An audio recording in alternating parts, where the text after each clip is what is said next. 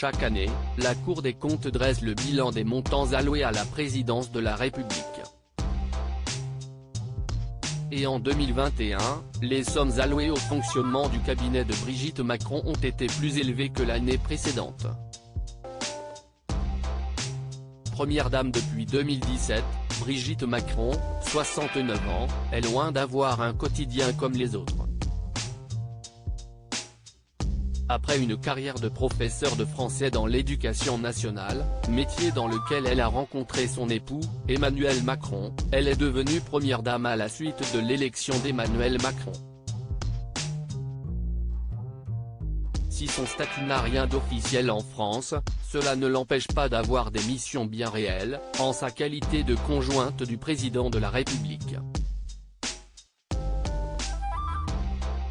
Pour la Cour des comptes, les missions de Brigitte Macron sont les suivantes: représenter la France aux côtés du chef de l'État lors des sommets et réunions internationales, répondre aux sollicitations des Français qui souhaitent la rencontrer, superviser les réceptions officielles au Palais de l'Élysée, et soutenir les œuvres caritatives, culturelles ou sociales qui participent au rayonnement international de la France.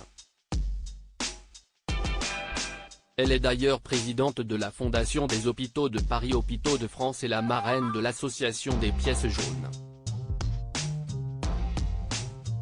Mais vous vous en doutez, pour l'aider dans ses missions, des moyens financiers sont mis sur la table.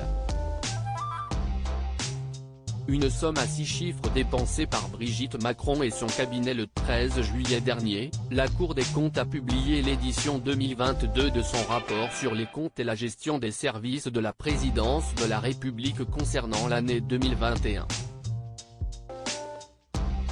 Ce document officiel évalue notamment les dépenses rattachées à l'activité propre de l'épouse du président de la République.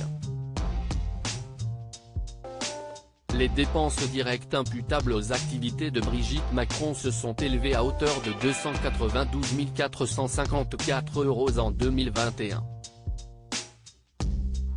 Cette somme, plus élevée de 624 € par rapport à l'année 2020, ne représente que 0,27% du budget réservé à la présidence de la République.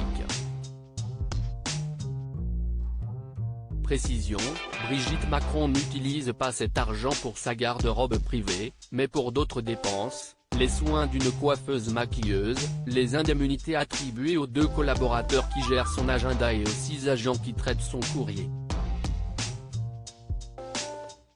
Les frais de transport dans le cadre de ses déplacements professionnels sont également comptabilisés.